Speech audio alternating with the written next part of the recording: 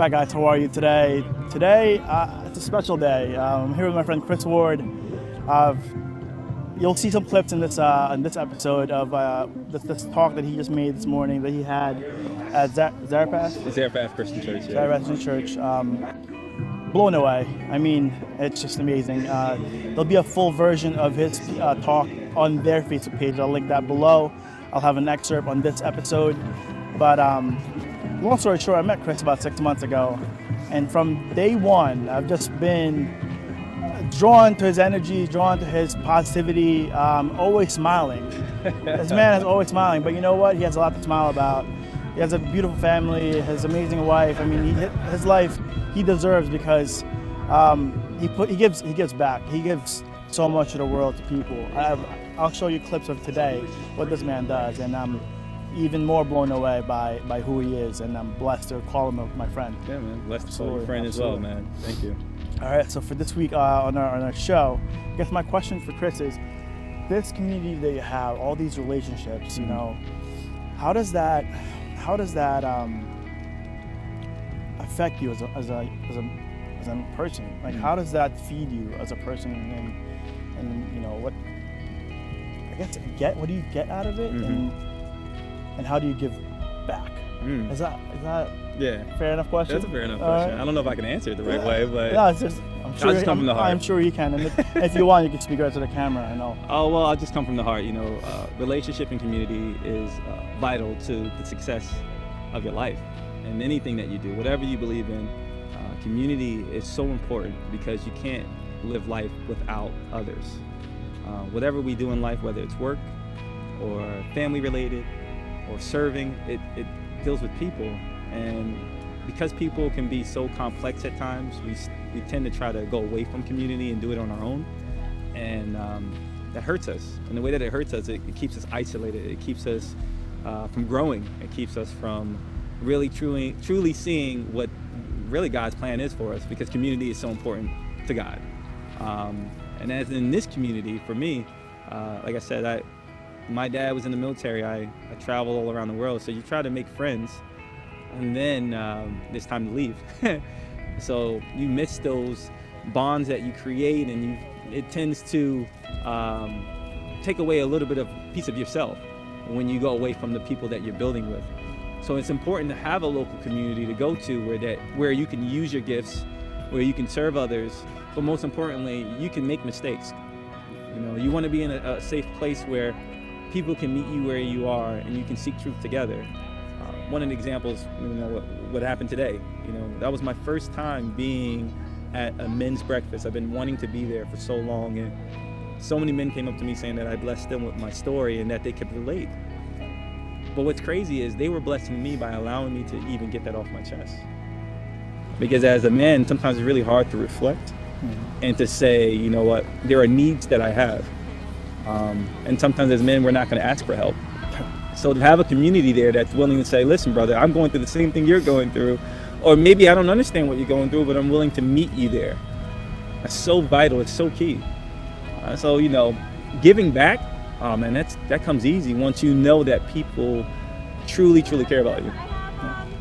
Someone shared with me one time, when you really love something, you're willing to give them a gift. And it's because it's from the matters of your heart. And when you love your community and your community loves you, it's easy to give. It's easy to serve. It's easy to provide all that you have, your gifts. And you don't need financial money. You don't need money to do that. You just need yourself. And I think one of the key parts for me as well, for community, is that I can bring my sons around and I can say, this is how you treat people. And this is how you would want to be treated. And when you see someone not being treated in that way, don't judge them, but meet them where they are and see how you can love on them until they get where they need to go. Because this relationship that you and I have right now, it may be for 6 months, it may be for 2 years, but for 5 years, I don't know. So I need to appreciate you as the person that you are, learn from you as much as I can, and really meet you where you are so that I can support you. Because you're doing this right now, right? You're encouraging all these people out there that's looking at these videos and they're saying, man, I needed that today. But you know what you're actually doing? You're lifting up their hands when they can't lift their own. You're telling them, take a seat. It's okay, you're working hard. Let me encourage you before you go back out there. That's what community is about. So right now, this video is being played for certain people, but really it's going to reach so many more because people are going to be influenced by this video, the video that was in your heart. And they're going to go impact their communities, it's going to influence others, and then from there, leaders are going to grow. And that's the beautiful part about this whole thing. We think it's just our small local community, but really we can be changing the world from this video alone. So It's amazing. yeah. And now this is exactly why I've been trying to get this man to stand and sit with me for. I was gonna go to his parking lot when he was coming home from work and just catch him like as he's walking in to catch some words from him because Chris is an amazing motivator, speaker, and inspiration. I mean, you really are, man. You really are. I'm honored that you come on my show. I appreciate it. For you to think of me, come on, man. No, without a doubt. I've seen the past previous guys No, on there, so. he talks the talk. He doesn't just. I mean, he walks the walk. He doesn't just talk the talk. Excuse me. And I saw a lot of the stuff that you just spoke about just today and what he does. With or without me here, he would do it, and that's amazing. And we'll end it there, man. Anything you want to talk about? Any maybe the church? Any other stuff?